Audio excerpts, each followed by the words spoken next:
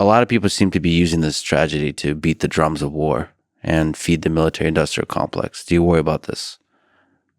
The people who are rooting for escalation, and how can it be stopped?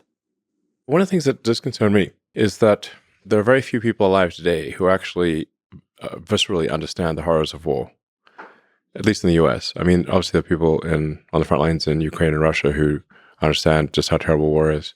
But how many people in the West understand it? My grandfather was in World War II. He was severely traumatized. He was there, I think, for almost 6 years in East and North Africa and Italy.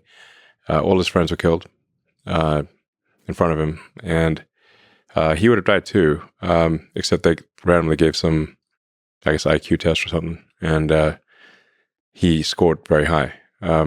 Now, he was not an officer. He was, I think, a corporal or a sergeant or something like that, because he didn't finish high school.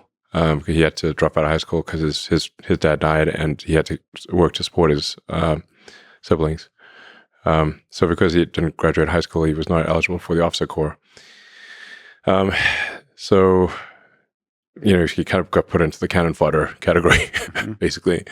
But then randomly they gave him this test. He was transferred to British intelligence in London. That's where he met my grandmother.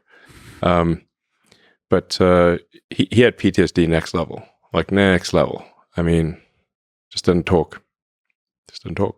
And if you tried talking to him, he'd just tell you to shut up.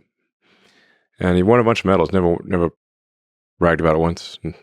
Not even hinted. Nothing. I found out about it because his military records were online. That's how I know.